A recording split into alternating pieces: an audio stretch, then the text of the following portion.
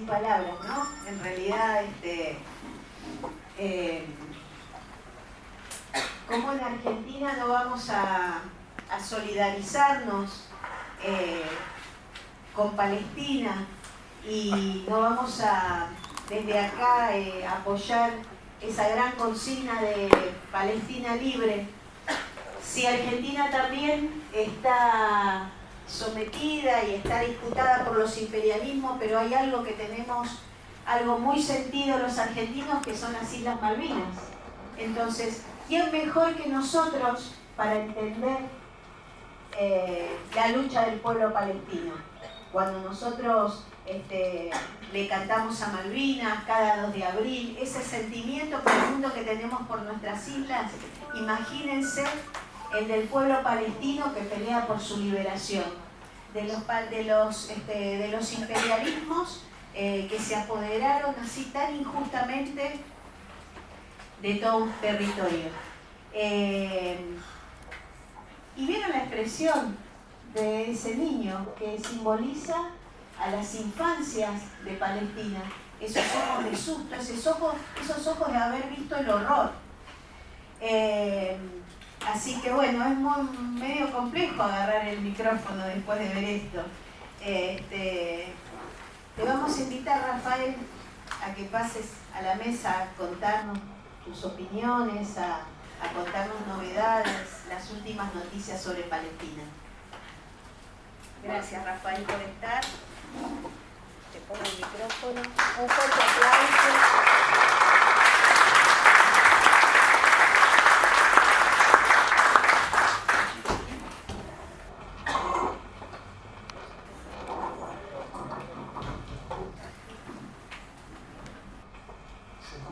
Desde todos lados. Queridas compañeras y queridos compañeros, agradezco de corazón esta invitación para dar esta información, esta charla sobre lo que acontece en Palestina. Para mí, en lo personal, no hay nada mejor que hacerlo en un ámbito donde están presentes los trabajadores, los movimientos sociales y aquellos que en definitiva llevan la lucha también contra un régimen que está aplastando sus derechos, que está expoliando y que ha declarado como principales aliados a los Estados Unidos de Norteamérica y al Estado de Israel. Entonces, gracias por esta invitación. A mí me gustaría hacer un abordaje sobre lo que pasó a partir del 7 de octubre del 2023. Porque esto que está pasando en estos días, que es consecuencia directa de eso, tiene un correlato en varios factores que creo que es importante analizar para entregar una mejor comprensión de lo que allí sucede. Ustedes saben que Palestina es un territorio ocupado por la fuerza del Estado de Israel. El Estado de Israel es un proyecto colonial, tanto de Europa occidental como de los Estados Unidos de Norteamérica. Y los Estados Unidos transformaron a Israel en el más grande de sus portaaviones en el mundo. Es una fuerza draconiana, un ejército que es la sexta potencia militar del mundo, y que ha despojado de su tierra y de sus derechos nacionales a un pueblo habitante nativo de ese territorio, que es el pueblo palestino. Los acontecimientos del 7 de octubre de 2023 cuentan con 3 factores esenciales que ocasionaron y que se desarrollan a partir de la incursión militar del grupo Hamas en territorio israelí. 10 días antes de que se desatara esta incursión del grupo Hamas, el general Abbas, jefe de la inteligencia militar egipcia, se comunicaba directamente con el primer ministro Benjamín Netanyahu en Israel para decirle que habían detectado movimientos importantes de entrenamiento militar del grupo Hamas, lo que los hacía sospechar de una incursión a gran escala en el territorio israelí. 5 días antes de estos hechos, es la CIA la que informa de la misma percepción, de las mismas conclusiones a las que han llegado. Y la respuesta a todo esto de Benjamín Netanyahu, primer ministro israelí, es: le agradezco el llamado, tenemos todo bajo control, estamos preparados para cualquier eventualidad o para cualquier tipo de incursión que pueda realizar el grupo Hamas a territorio israelí. Y 3 días antes viene el aviso de la propia Mossad, la inteligencia israelí, a la que el primer ministro Benjamín Netanyahu también hace oídos sordos. Pero ¿qué pasaba en el Estado de Israel en ese momento que llevaba al primer ministro a actuar de esta manera tan, si se quiere, hasta desaprensiva con los avisos y las alertas que estaba teniendo?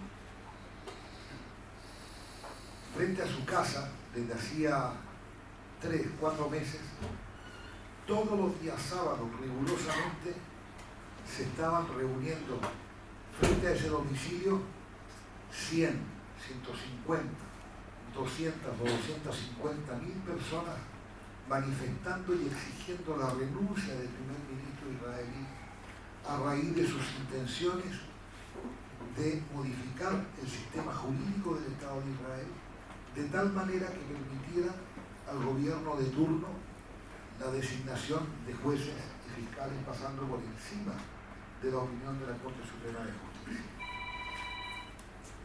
Eso por una parte. Por otra parte, el primer ministro israelí estaba con 3 juicios en su contra, acusado e imputado por cargos de corrupción: la recepción de prebendas, la recepción de regalos indebidos y haber actuado como un factor de poder para que los grandes grupos mediáticos israelíes, 3 en particular, pudieran acceder a normativas estatales para ser favorecidos por proyectos económicos del gobierno.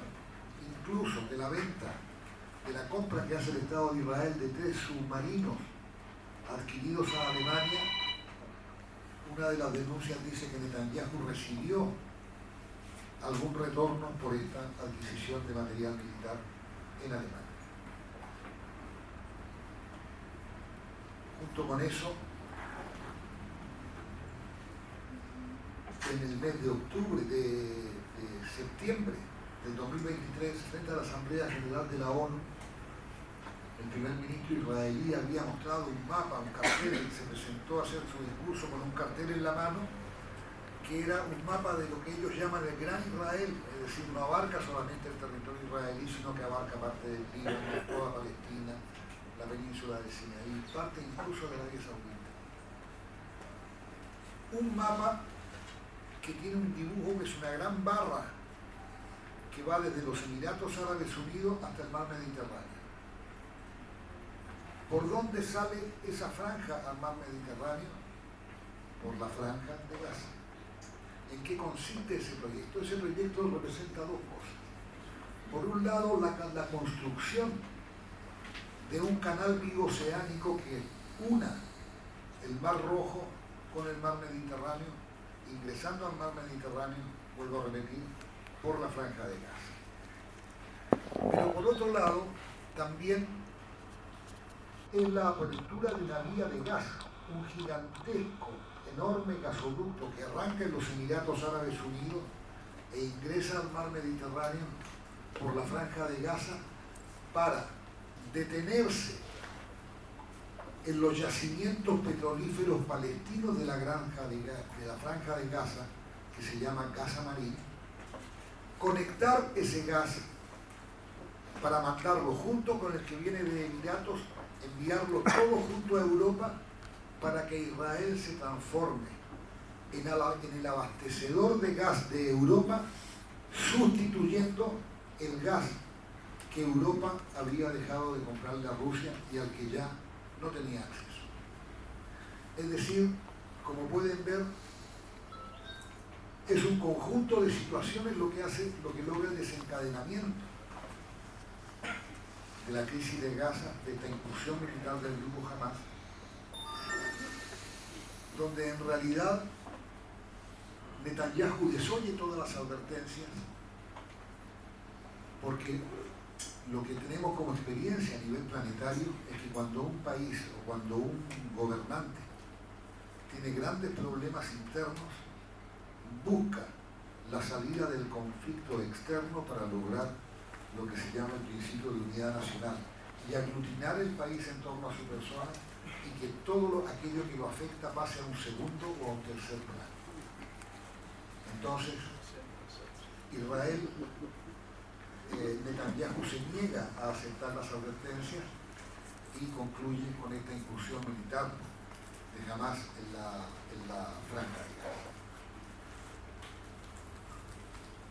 Este conflicto que culmina con la muerte de más de 1.100 israelíes, entiendo que son 1.200 y algo por ahí, entre los que asesinó el grupo Hamas, más los muertos por fuego amigo, porque ahí intervinieron helicópteros Apache de la Fuerza Aérea Israelí y tanques del ejército israelí, que según las declaraciones de las comandantes de los tanques, que eran todas muchachas jóvenes, además decían que ni siquiera con la luz, habiendo luz de día, el visor del tanque es generado por luz infrarroja y que ellos no podían distinguir entre quienes eran israelíes y quienes eran parte del grupo Hamas y disparaban, digamos, sin tener ciencia cierta, sin saber a quién iban a afectar con su disparo. Entonces, es toda una zona controversial donde se mueve esto.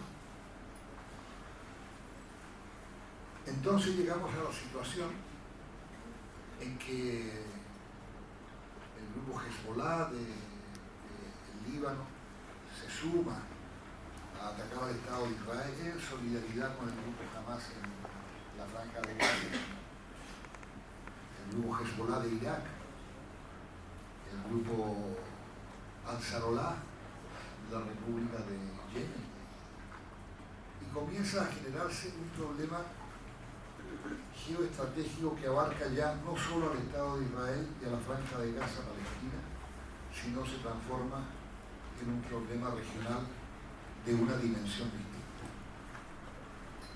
Ustedes pueden ver la brutalidad, la falta de misericordia, de piedad, de compasión con que el ejército de Israel arrasó con 56.000 vidas palestinas, de las cuales son niños menores de 12 años, con sus madres, niños que nacieron bajo un bombardeo y niños que murieron en el bombardeo siguiente. Es decir, una seguidilla de ataques de la Fuerza Aérea Israelí, de incursiones de la artillería israelí, de los tanques israelíes, de la Marina israelí que bombardeaba desde mar adentro la playa de Gaza, donde muchas veces la gente huía para escapar de los disparos que se generaban en todos los lugares de la franja. Les recuerdo también que la noche del 6 de abril, la noche antes de que se produjera la incursión de Hamas, Netanyahu ordena el licenciamiento de la única unidad militar que vigilaba y especializada en la custodia de la franja de Gaza. Israel se jactaba mucho de que en la reja, en la cerca que rodeaba la franja de Gaza, no podía posarse un gorrión sin que ellos se enteraran, porque eran sistemas electrónicos súper sofisticados, eran alambres muy sensibles, eran un sinfín de cámaras que detectaban cualquier movimiento, cámaras infrarrojas incluso para visión nocturna, pero esa noche Netanyahu ordena que la unidad militar de frontera que custodiaba la franja de Gaza fuera trasladada a otra unidad militar israelí en Cisjordania, ¿no?, para que celebren junto con los otros soldados israelíes la fiesta de Sukkot, que se conmemoraba en esa fecha. Casualmente, esa noche y esa madrugada se produjo la incursión de Hamas cuando el territorio israelí ahí estaba prácticamente desprotegido. Entonces, no creo que haya casualidad, no creo que haya coincidencia. Yo creo que realmente el gobierno de Israel dejó venir esto para tenerlo como justificativo y poder comenzar nuevamente a llevar a cabo una de las premisas esenciales que dio origen al Estado de Israel y que consiste en que queremos la mayor cantidad de territorio posible con la menor cantidad posible de nativos.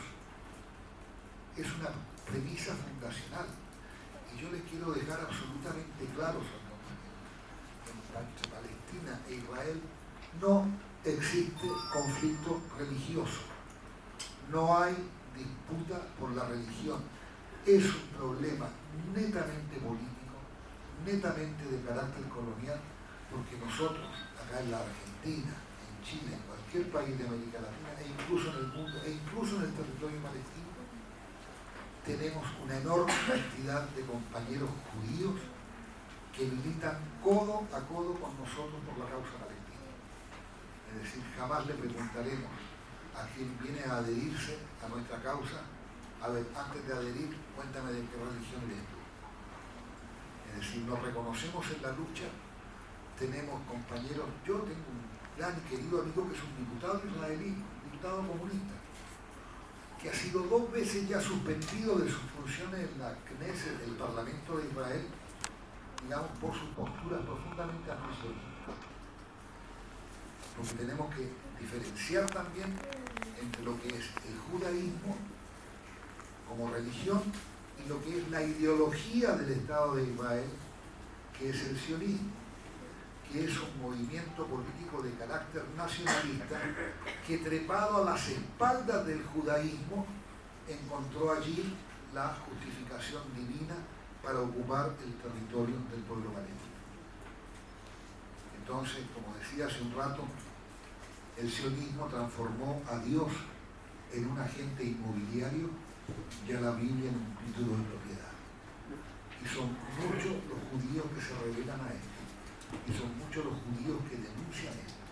Y dentro del propio Estado de Israel, por estos días, ha habido unas 11 o 12 manifestaciones, tal vez no tan grandes, pero sí de 5.000, 6.000, 10.000 personas, que por primera vez se han atrevido a levantar banderas de Palestina en la capital de Israel, pidiendo por los derechos del pueblo palestino, pidiendo respeto a la vida, pidiendo el fin del conflicto y una tregua que sea duradera y que permita realmente comenzar a establecer un diálogo que hable de una paz en serio, con resguardo a los intereses de todos los actores en la vida.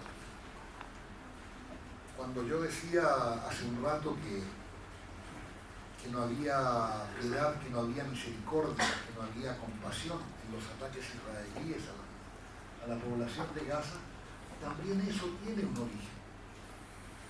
Existe una gran filóloga israelí, doctora en educación, la doctora Nurit Pérez, que se ha dedicado a escribir sobre lo que es el sistema educativo israelí desde el jardín de infantes hasta la carrera de grado, la carrera universitaria o el último año de educación.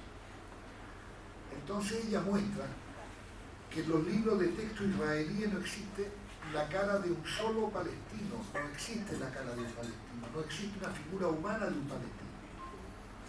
Existe un carro tirado por un burro, existe un barrio pobre de Ramallah, inundado, pero no hay personas en los libros de texto israelíes. Entonces es un proceso que comienza desde el jardín de infantes, como les decía, que va despersonalizando al otro,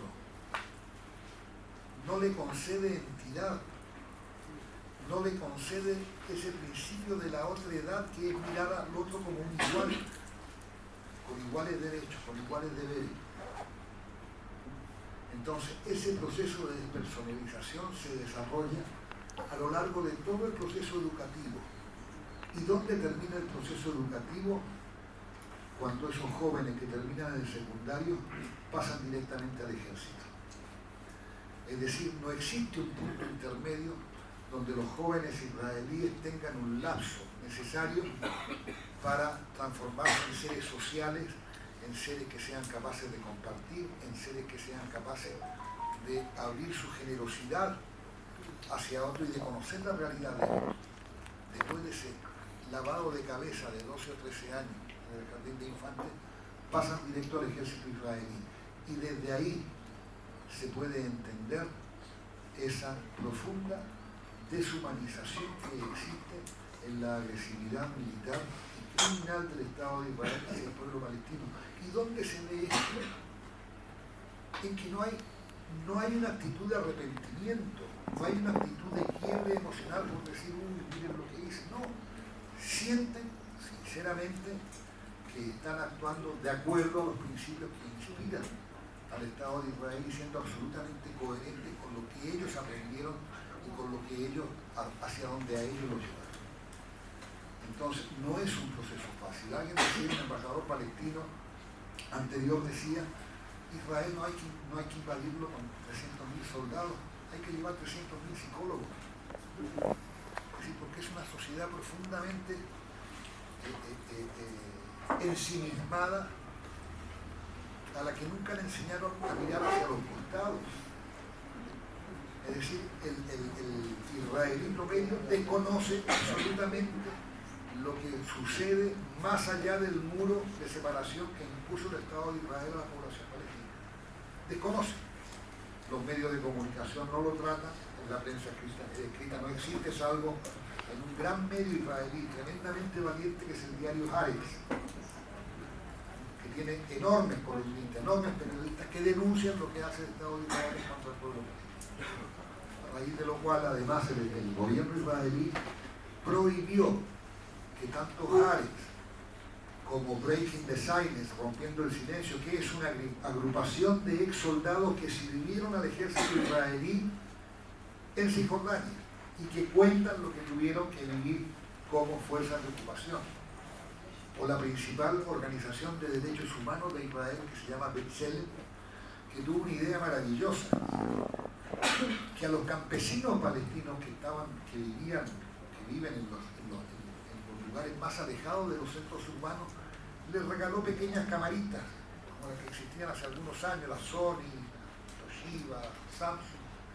Les regalaba a los campesinos para que filmaran cuando venían los colonos israelíes a atacarlos, a quemarle las cosechas, a matarle a las ovejas, a quemar los olivos. Porque eso es lo que hacen los colonos israelíes en el territorio palestino. Y cuando se firman los famosos acuerdos de Oslo, que hablan ya de una paz posible y de la creación de un Estado palestino, en el año 1993, entre Yasser Arafat y el entonces primer ministro israelí Yitzhak Rabin, una de las cosas que prescribían estos acuerdos de Oslo era la suspensión de la construcción de colonias. Y había 50.000 colonos israelíes en tierras privadas palestinas. Se habían instalado ahí, digamos, y querían reconocimiento. Después de asesinar un terrorista israelí al primer ministro Rabin por acusarlo de traidor, se acabaron los acuerdos de Oslo y hoy existen en ese territorio de Palestina destinado al futuro Estado palestino 700.000 colonos, todos ilegales según la ley internacional. Entonces, el Estado de Israel no solamente ha propiciado la ocupación del territorio palestino, sino que los ha armado, los ha transformado en verdaderas fuerzas paramilitares de la ocupación.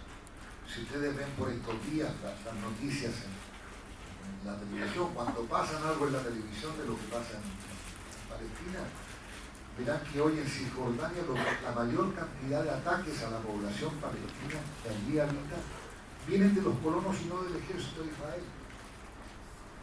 porque basta que un colono entre a una casa palestina, de propiedad privada palestina, que expulse a sus habitantes y vaya a inscribir esa casa como propia.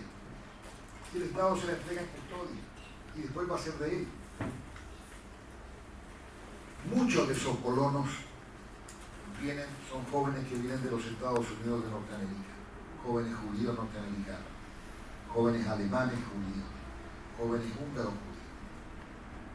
Es decir, como porque el Estado de Israel, ante la derrota en lo que se denomina el factor demográfico, hoy en el territorio, en realidad el territorio palestino, hay más palestinos que israelíes. Y esa es la razón por la cual Israel siempre se negó, tal como proponía Palestina, a ser un solo Estado. Pero se proponía, Palestina promovía, Arafat proponía, el comandante Arafat proponía, un solo Estado laico y democrático, donde la religión sea concebida y respetada como un hecho privado, donde cada cual tuviera el derecho y la garantía para ejercer libremente su profesión de fe, sin interferencia de ninguna manera. Entonces, Israel insistió con la creación de un Estado de Israel exclusivo para judíos, aunque el 20% de la población de Israel son palestinos. Y en el año 2018, mes de julio, proclamó a Israel, el Parlamento, como Estado-nación del pueblo judío. Es decir, ¿qué pasa con los no judíos en Israel? Que son el 20%. Son ciudadanos de segunda categoría, tienen derecho a la ciudadanía, pero no a la nacionalidad, porque solo pueden tener la nacionalidad judía, la nacionalidad israelí, quienes son judíos. Y eso le significó al Estado de Israel que muchos generales, muchos militares de origen druso, que son una especie de musulmanes que venían de las colinas del Líbano, renunciaron al ejército israelí. Dijeron, porque a partir de hoy nosotros, que no somos judíos, vamos a ser ciudadanos de segunda o de tercera categoría. Entonces, esas son las contradicciones intrínsecas de la política israelí. Ese separarse de todos, eso de segregar incluso, e instalar un régimen de apartheid en la ribera occidental, en Cisjordania. Es decir, esto lo vi yo. Todas las colonias israelíes en los territorios palestinos están conectadas por supercarreteras entre sí, pero son carreteras por las que no puede transitar ni un solo palestino. Está prohibido. Y si te ven conduciendo por una de esas carreteras o caminando por una de esas carreteras, van presos. Cisjordania es un territorio donde existen dos sistemas judiciales. Es decir, si a igual delito de un colono, un joven israelí, un colono israelí, y a igual contravención o delito de un joven palestino, el joven israelí será juzgado por la justicia civil israelí y el palestino por la justicia militar israelí. Eso ha permitido la generación de un régimen profundamente injusto